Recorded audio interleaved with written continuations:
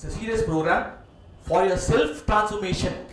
நான் பேச போறது இல்ல, இன்னைக்கு உங்ககிட்ட நான் பேச போறது கிடையாது. யார் பேச போறா? அந்த எல்லாம் வல்ல இறைவன், எனக்குள் இறங்கிய இறைவன் உங்களுடைய ஆன்மாவிற்குள் எனது வார்த்தைகள் மூலமாக உங்களுக்கு கண்ணுக்கு புலப்படல, அந்த ஞானம் புலப்படல, அந்த மாத்திரை உங்க ஆன்மாக்குள்ள போகுது.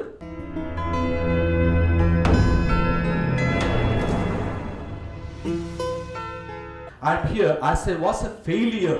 I failed again and again, but I did not give up. Today I am here with success. Today I am here with success and I am guiding my people to achieve it. Are you ready for that? ஒரு வார்த்தை போதுங்க, திரு வார்த்தைன்னு சொல்லுவோம். அடச்சின்னு யாராவது சொல்லட்டுமே, நீ எல்லாம் ஒரு ஆளு. திடீர்னு கோவம் வந்துடும், பொத்துக்கிட்டு கோவம் வந்துடும், என்ன நடக்குதுன்னு தெரியாது, வெறி ஆயிடுவான்.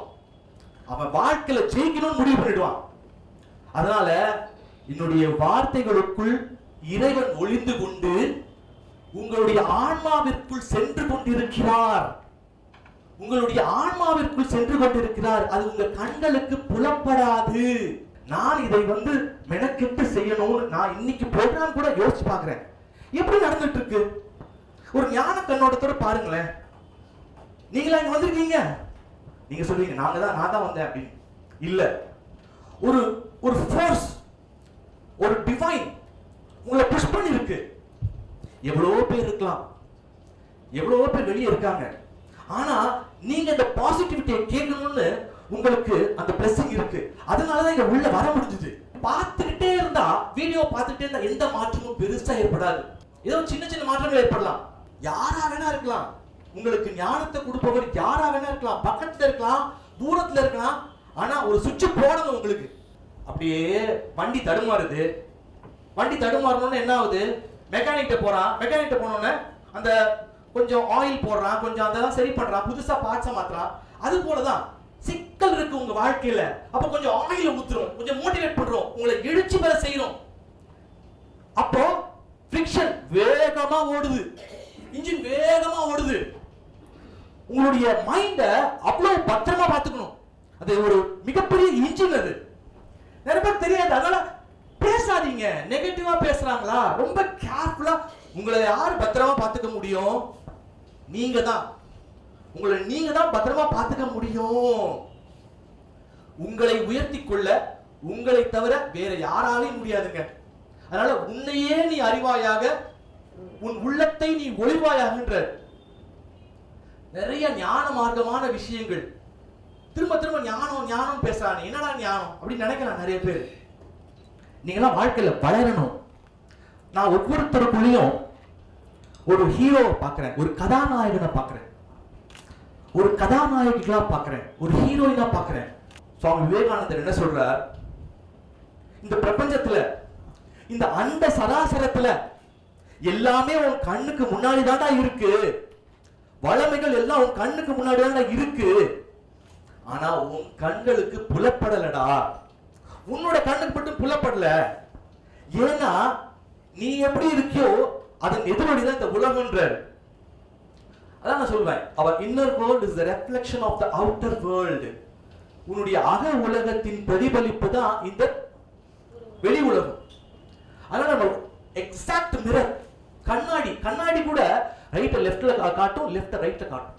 ஆனா அப்படியே கான்சியஸ்னஸ் இம்ப்ரூவ் பண்ணணும். உங்களுடைய கான்சியஸ்னஸ் இம்ப்ரூவ் பண்ணணும். அதான் என்னுடைய மெயின் மோட்டிவ். பயங்கரமா உங்க எனர்ஜியை இம்ப்ரூவ் பண்ணணும். எவ்வளவு பெரிய எனர்ஜி கூடி இருக்கும் தெரியுமா? இங்க என்னோட ஃப்ரெண்ட் ஒருத்தன் 5 மணிக்கு வரேன்னு சொன்னானா 6 மணிக்கு தான் வருவான். 10 மணிக்கு வரேன்னு சொன்னானா 11 மணிக்கு தான் வருவான். Please be in time. ஏன்னா ஒவ்வொரு விஷயத்தையும் நாம உன்னிப்பா கவனிக்கணும். நான் சொல்வேன், say it do it, say it do it. ஒன்னு சொன்னீங்களா அதன்படி செஞ்சிருங்க. இப்ப ஒன்னு பேசுறது, நாளைக்கு ஒன்னு பேசுறது, மாத்தி மாத்தி பேசுறது. காலையில 7 மணிக்கு அலாரம் வச்சு எழுந்திருக்கணும் முடிவு பண்ணிட்டீங்கன்னா வச்சபடி எழுந்திருச்சிடணும். ஏன் எழுந்திருக்கணும்னு கேட்டா, அப்பதான் உங்க சப்கான்சியஸ் மைண்ட் பிலீவ் பண்ணும். இவன் என்ன சொன்னாலும் செஞ்சிருவான்டா, இவன் என்ன சொன்னாலும் செஞ்சிருவான். அதை விட்டுட்டு மாத்தி மாத்தி பேசுனீங்க வச்சுக்கோங்க, நீங்களும் குழம்பி, உங்க சப்கான்சியஸ் மைண்டும் குழம்பி, உங்க வாழ்க்கையும் குழம்பும். உங்க வாழ்க்கை குழம்புவதற்கான காரணமே யாருன்னு நினைக்கிறீங்கன்னா நீங்க தான்.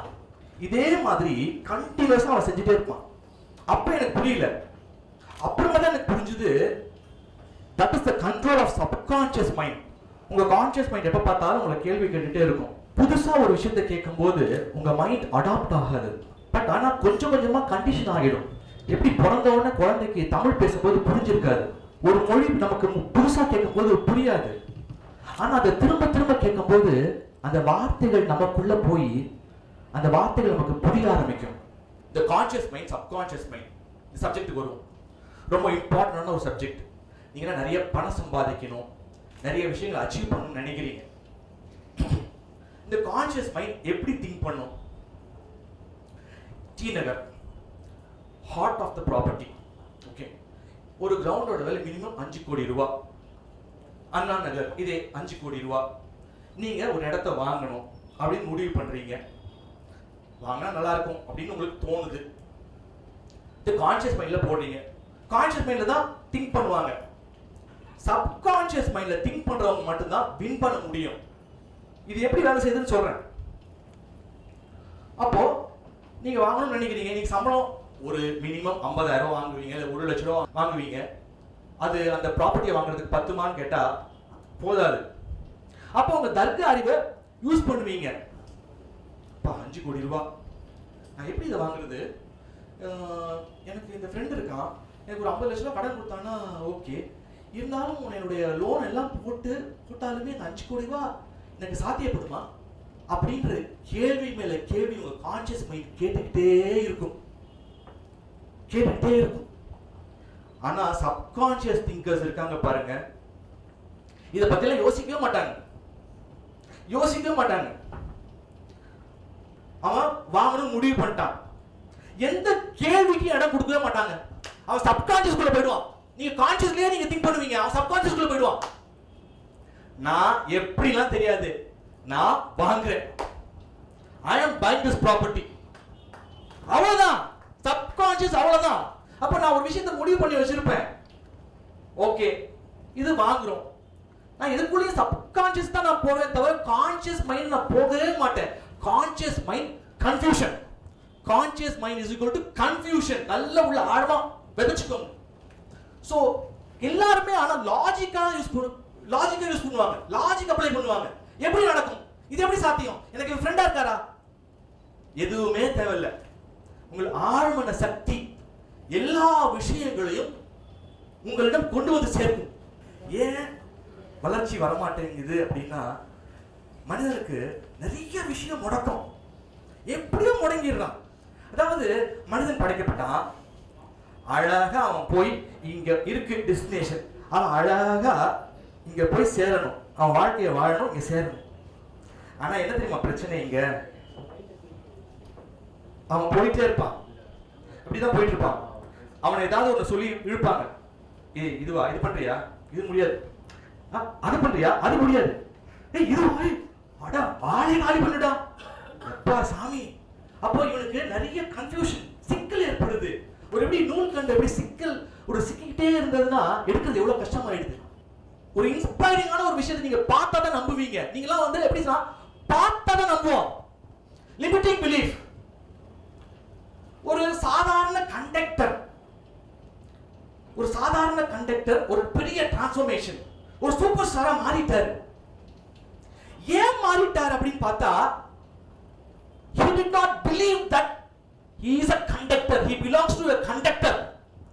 அவர் முடிவு பண்ணார், ஏன் ஒருத்தன் ஏழையா இருக்கான், ஏன் ஒருத்தன் சராசரியா இருக்கான், ஏன் ஒருத்தன் கடன் பிரச்சனையில இருக்கான் அப்படி. Limiting belief. It's a limiting belief. Try பண்ணணும். Positive thinking will not guarantee success. Positive thinking will not guarantee success, but negative thinking will guarantee failure. You must be positive.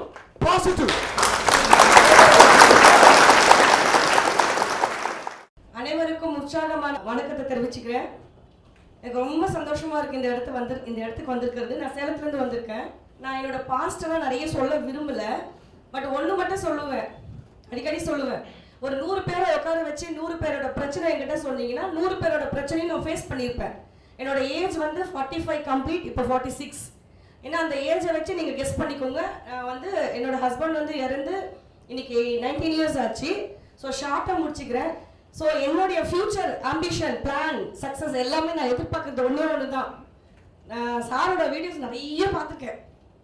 நிறைய வீடியோஸ் பார்த்து அந்த புஷ் புல் சொல்லியிருக்கீங்களா sir, உங்களுக்கு ஞாபகம் இருக்கான்னு தெரியல. Push புல்லை பற்றி சொல்லியிருக்காரு ஒரு வீடியோவில். என்ன அப்படின்னு சொன்னீங்கன்னா, சில நேரங்களில் வந்து நமக்கு யாராவது ஒரு மோட்டிவேட்டர், யாராவது ஒருத்தர் நான் இருக்கேன் தைரியமா இருங்க அப்படின்னு சொல்றதுக்கு ஒரு ஆள் வேணும்.